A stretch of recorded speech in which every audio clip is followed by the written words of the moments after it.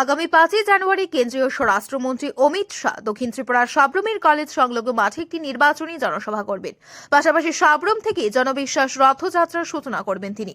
স্বরাষ্ট্রমন্ত্রীর এই আগমনকে কেন্দ্র করে কেমন ব্যবস্থাপনা গ্রহণ করা হয়েছে তার প্রস্তুতি খতিয়ে দেখতে সোমবার রাজ্যের মুখ্যমন্ত্রী ডক্টর মানিক সাহা সাব্রমের কলেজ সংলগ্ন মাঠটি পরিদর্শন করেন। সোমবার বেলা 3টা নাগাদ সাব্রম হেলিপ্যাডে নেমে তিনি চলে যান সাব্রম মহকুমা হাসপাতালে। সেখানে হাসপাতালের বিভিন্ন পরিষেবাগুলি তিনি খতিয়ে দেখেন। এরপর সেখান থেকে তিনি কলেজ সংলগ্ন যে মাঠে সভা অনুষ্ঠিত হবে তার প্রস্তুতি খতিয়ে দেখেন। মুখ্যমন্ত্রী বলেন, 5 জানুয়ারি রাজ্য সফরে আসছেন কেন্দ্রীয় স্বরাষ্ট্রমন্ত্রী।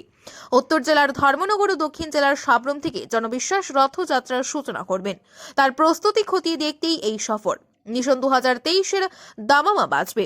আবার 2023-এর নির্বাচনে বিজেপি সরকার পুনঃপ্রতিষ্ঠিত হবে বলে আশা ব্যক্ত করেন তিনি।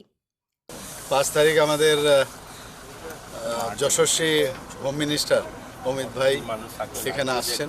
তো এখানে না শুধু সাউথও আসছেন সাব্রমে, আর নর্থেও ধর্মনগর থেকে দুটো আমাদের এখান থেকে রথ যাত্রা শুরু হবে, যার নাম দেওয়া হয়েছে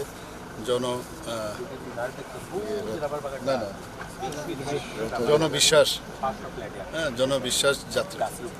তো ওইভাবে আমাদের দেখতে এলাম সব ঠিকঠাক আছে কিনা, কোথায় হেলিপ্যাড আছে, কিভাবে লোকগুলো আসবে, স্টেজগুলোর কি অবস্থা, তো সব দেখবার জন্য এখানে এসেছি।